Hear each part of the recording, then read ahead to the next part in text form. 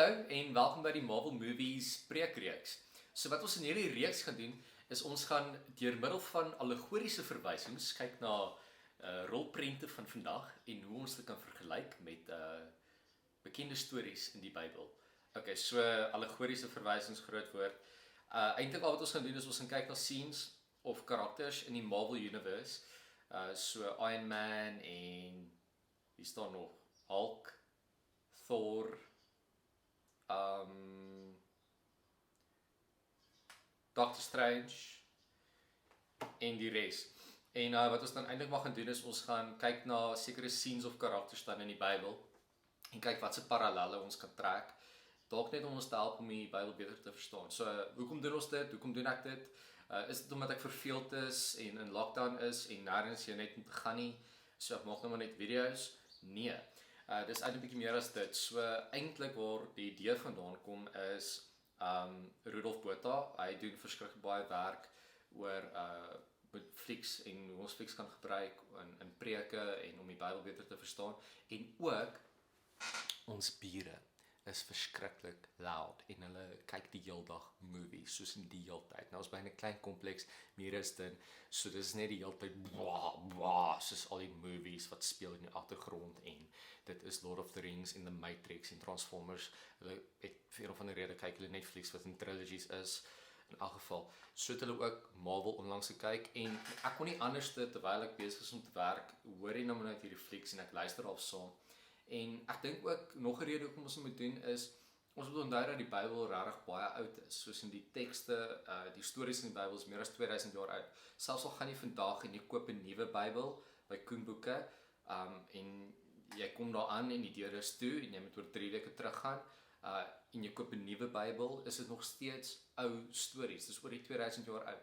Nou wat dit beteken is die wêreld waarin hierdie stories geskryf was of tot stand gekom het, was heeltemal anders as die wêreld vandag. Ek meen die wêreld is nie dieselfde as wat hy 3 weke terug was nie. Soveel meer is die wêreld waarin die Bybel se stories geskryf was ook heeltemal anders geweest. So ek dink dit gaan ons maar net help as ons bietjie kan lyne trek tussen goed wat vir ons vandag relevant is. En ek dink movies kyk is definitief vandag relevant en hoe dit ons dan kan help. Nou, soos ek gesê het, dit is nie ons gebruik die tegniek van metafoor. Of metafoor as jy van Transvaal is en nie in die Kaap nie. So wat 'n metafoor doen of hoe 'n metafoor werk, net gou is dit is 'n tipe van 'n literêre tegniek. En eintlik al wat dit doen is dit is 'n manier om iets wat onbekend is te verduidelik in terme van iets wat wel bekend is. So sien maar byvoorbeeld, ek het die dag gaan abseil en nou is ek die aand by 'n braai en mense vra vir my, hoe was die abseil geweest? En die persoon wat my vra het in sy lewe nog nooit geabseil nie. Hy het dit nog nie eens gegoogel nie. So nou, obviously kan ek nie vir hom my ervaring van abseil verduidelik deur vir hom te sê dit was soos abseil nie, want hy het geen idee wat abseil is nie. Wat ek dan moet doen is ek moet dan nou 'n metafoor soek. Iets soek wat hierdie persoon, kom ons noem hom nou maar net Koos, iets wat Koos wel ken, om die gevoel wat ek gehad het toe ek abseil gedoen het te verduidelik sodat hy beter kan verstaan. So ek sal byvoorbeeld vir Koos sê, kan jy onthou toe jy die eerste keer in 'n swembad ingespring het van 'n hoë plank af, of dalk die eerste keer in 'n swembad ingespring het, daai gevoel wat jy gekry het net voordat jy die water getref het, dis hoe jy voel wanneer jy abseiling doen. Op daai manier sal Koos dan beter verstaan, want hy het seker iewers in sy lewe al in 'n swembad gespring, hopelik. So dit is hoe ons dan nou 'n metafoor kan gebruik. Om dan nou hierdie movies en die Bybeltekste bymekaar uit te bring. Goed, so ons gaan begin by Iron Man. Dit is die heel eerste film wat in 2008 natuurlik uitgekom het. En ons gaan 'n bietjie kyk na hoe die storie van Iron Man of Tony Stark dan in die eerste Iron Man fliek, hoe ons dalk na dit kan kyk en dan parallelle of lyne te trek na die storie van Saulus se bekering. En eintlik maar dit wat gebeur het voor sy bekering en dit wat gebeur het na sy bekering. Nou ek gaan sommer begin by Tony Stark of Iron Man, die karakter in die Iron Man fliek, Tony Stark. En ek sal nou baie graag nou soos 'n cutscene wou doen en soos 'n stuk insit van die dele in die fliek waarna toe ek wil verwys, maar daar's so ding soos copyright wat beteken al besit ek die Iron Man fliek, kan ek hom nie net op YouTube sit nie. En ek het soos vir Robert Downey Jr. Die natuurlik die akteur wat Tony Stark speel. Ek het hom gebel nou en bietjie met hom gechat en soos hy dalk, dis môre nou so, gaan dit nog goed. En net by hom te hoor, is daar 'n manier, jy weet, om verby dit te kom as ek en hy dalk soos vriende is en stuff. Maar hy sê toe vir my en hy het dit nog verduidelik. Hy het gesê hy self besit nie die verbruikersreg op die Iron Man fliek nie. Marvel Studios doen dit.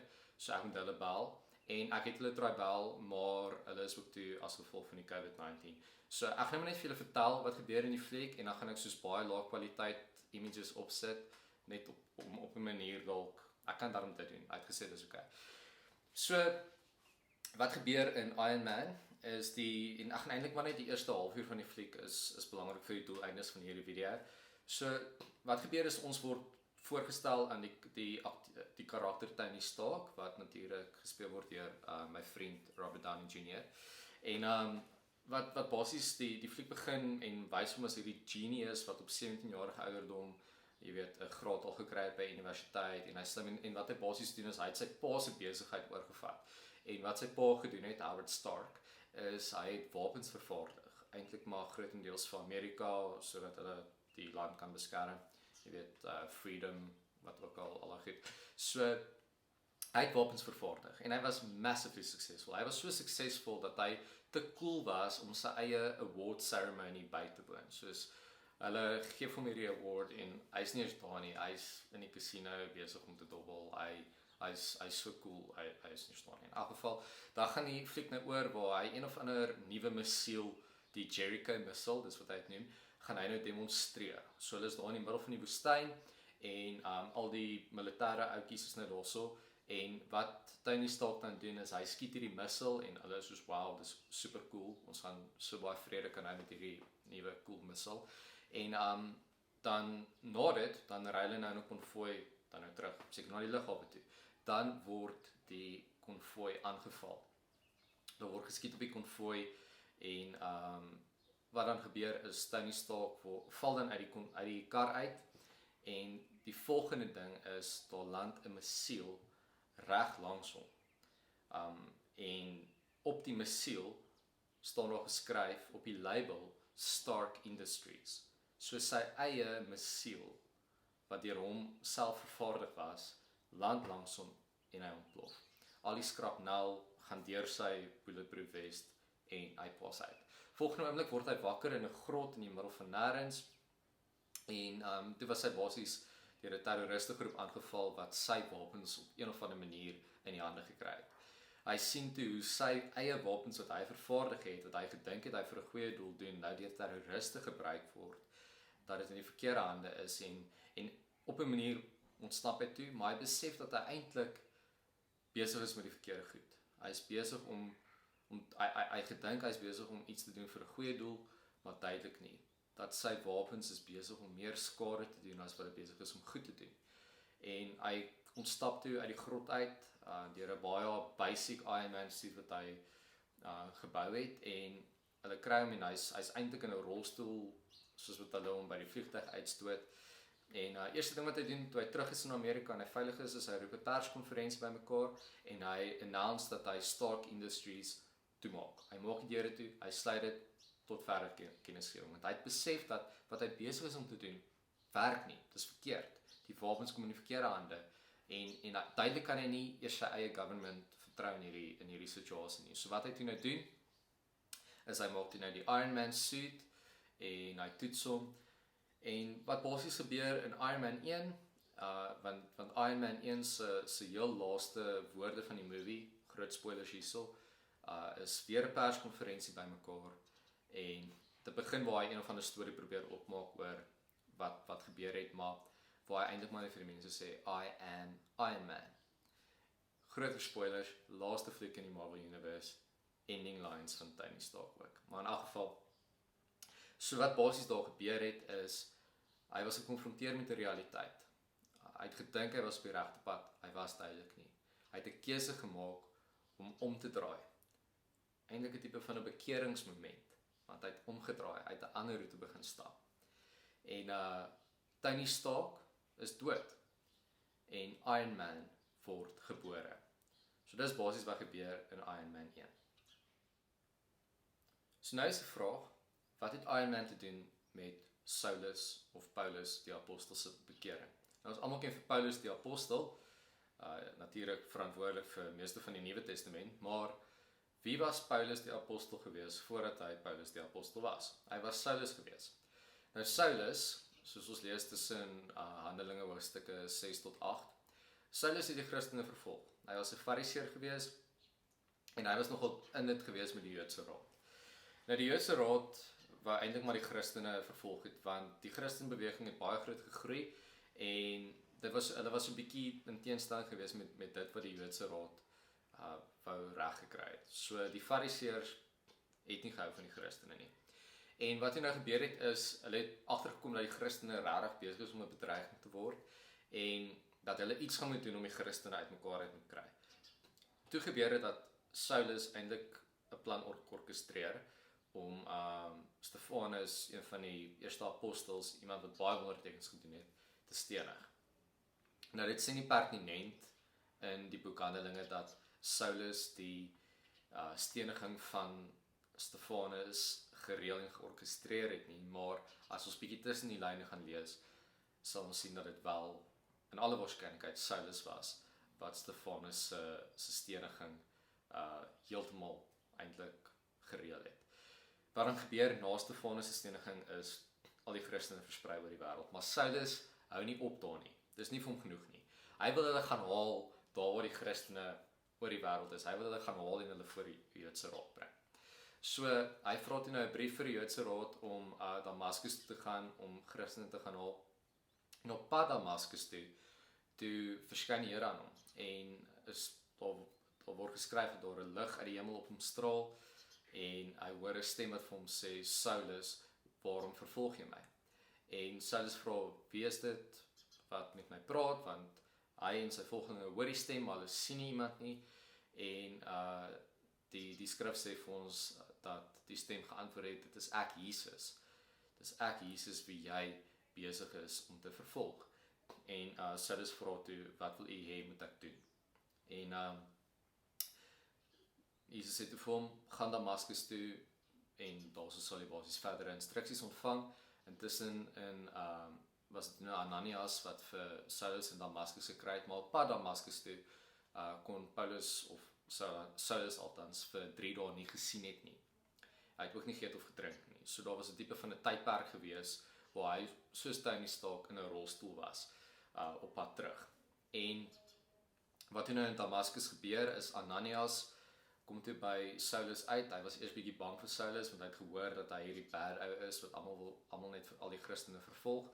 Maar hy kom toe by hom uit, hy lê hom die hande op en toe kon Paulus of Saulus toe nou weer gesien het. Daar het iets so skille van sy oë afgeval en hy kon toe weer sien. Dalk vir die eerste keer in sy lewe kon hy werklik weer eintlik gesien het, metafories natuurlik gesproke. Wat toe nou daar gebeur is, Saulus se hele lewe draai om. Jy weet, hy het uiteindelik tot bekering gekom. Daar was ook 'n bekeringsmoment gewees. En sy lewe was nog nie dieselfde nie. Hy het 'n verandering gehad en hy het een van die grootste Christenskrywers geword wat nog ooit geleef het. So wat is nou die parallelle of die lyne wat ons kan trek tussen die twee? Is ons kan sien beide met Tony Stark en met Saulus dat albei op die verkeerde pad was. Hulle was oortuig dat dit wat hulle gedoen het die regte ding was om te doen, dat hulle besig was om goeie goed te doen, dat hulle nie verkeerd was nie. En toe was daar 'n oomblik van konfrontasie gewees. Dit is toe nou die tweede ding wat die twee in gemeen het, is hulle was gekonfronteer met 'n realiteit wat anders is as wat dit wat hulle gedink het altyd reg was. So Tony Stark het gedink hy was reg gewees met sy wapens wat hy vervaardig het. Hy word gekonfronteer deur die feit dat sy wapens deur terroriste gebruik word. So daar's 'n konfrontasie. Saulus word direk deur Jesus self gekonfronteer. Hy sê, hoorie, hoekom vervolg jy my? Jy's besig om verkeerde goed te doen hierso. Dit wat jy dink jy doen reg is nie reg nie. Jy is in die verkeerde kant van hierdie storie. So altyd daai konfrontasie. Dan het elkeen daai bekeringsmoment, daai oomblik van omdraai. Maar voordat hulle by daai oomblik van omdraai kom, gaan hulle deur 'n liminale fase. Okay, nou groot woord, liminale fase, antropologiese term wat te doen het met oorgangsrites. Ek sal sommer môre 'n broodkrummel video maak met 'n bietjie chat oor wat is 'n liminale fase en hoekom dit eintlik baie cool is en dat dit eintlik reg oor die wêreld in ons lewens eintlik betrokke is. Ja, so ek sal nou 'n bietjie meer praat oor die liminale fase, maar dis in kort hierdie oomblik waar hulle nie op die verkeerde pad is nie, maar hulle is ook op die regte pad nie. Vir Paulus of Saulus was dit daai 3 dae wat hy nie kon sien nie, wat hy nie geëet het nie, wat hy nie gedrink het nie. Waar hy nie Paulus was nie, waar hy nie Saulus was nie, waar hy eintlik niemand was, waar hy besig was om iemand nuuts te word. Vir Tony Stark was dit nie toe hy in die grot was nie, nog nie toe hy Iron Man geword het nie, maar daai tydperk tussen en waar hy in 'n rolstoel was. En dan net 'n laaste opmerking wat ek wil maak tussen die twee, en ons sien dit nou nie in Handelinge hoofstuk 6 tot 8 nie, maar Paulus praat van 'n doring in sy sy, 'n doring in sy vlees. Nou, wat dit basies is, 'n doring in jou sy, dit is basies iets wat jou die hele tyd pla.